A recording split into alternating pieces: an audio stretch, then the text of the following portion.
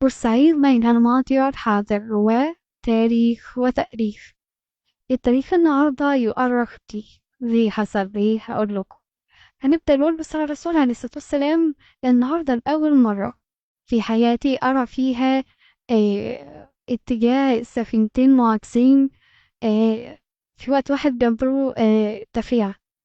يعني التفريعة فيها قافلة الجنوب وقافلة الشمال، يعني يا إما السفن متجهة للتفريعة وهي هتدخل الكنال، يا إما متجهة للشمال وهي هتروح البحر. لكن إن سفينتين يتقابلوا في التفريعة دي اللي كان شيء غريب جدا. ليه؟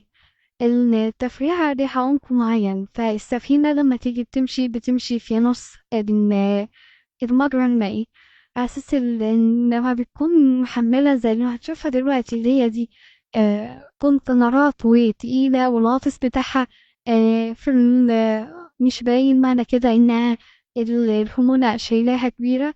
الرفاص بتاعها بيبقى قريب من قاع الكنال. الوصول إن الرفاص ده لو قرب للقاع ممكن يضر بالقاع، لأنه هيبدأ يتحرك، يمكن السفينة تبرز. زائد إن السفينة اللي كانت مقابلة ليها داخلة من البحر كانت جاية للجنب شوية، على أساس إن التانية مش في نص المجرى الملاحي، فكانت مجنحة، فدي ممكن لا قدر الله تبرز في الرمل بتاع الجانب بتاع التفريعة.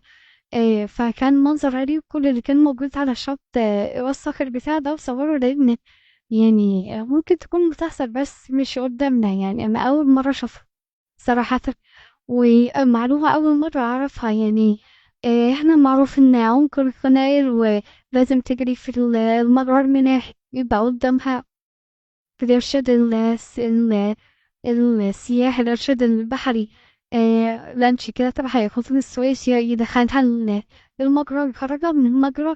لكن اتنين عكس بعض، وبعد كده تلاقينا أكتر من سفينة داخلين من قافلة الشمال للجنوب، يعني داخلين من بحر للتفريعة.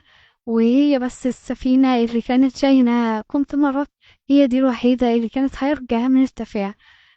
نزلنا بقى من الحركة الملاحية ونتفرج على بديع لطف الله وبديع حركة منظر بديع.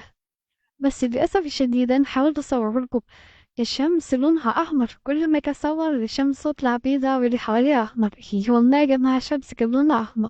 حاولت أصور عادي، حاولت أصور فيديو، حاولت أصور بفلاش، حاولت أصور من غير فلاش. هي الكاميرا قررت إنها هي دي الألوان اللي هتطلع حرف. بس اللي كان يقدر يقولكوا إن الشمس فعلا كان لونها أحمر دامي. يعني سبحان الله تبارك الله.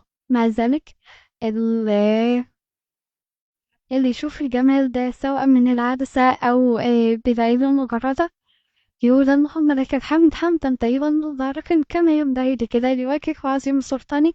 أسعد الله أوقاتكم بكل خير. ربنا يفتح لكم خزائن الفضل والمن والكرم، ويمن عليكم بسعادة الدنيا والآخرة، ويحققلكم كل اللي تتمنوه ويجعله كله خير. أشوفكم على خير إن شاء الله رب العالمين. تابعونا فما زال لدينا المزيد. كده خلص الكلام. أيوة، سلام.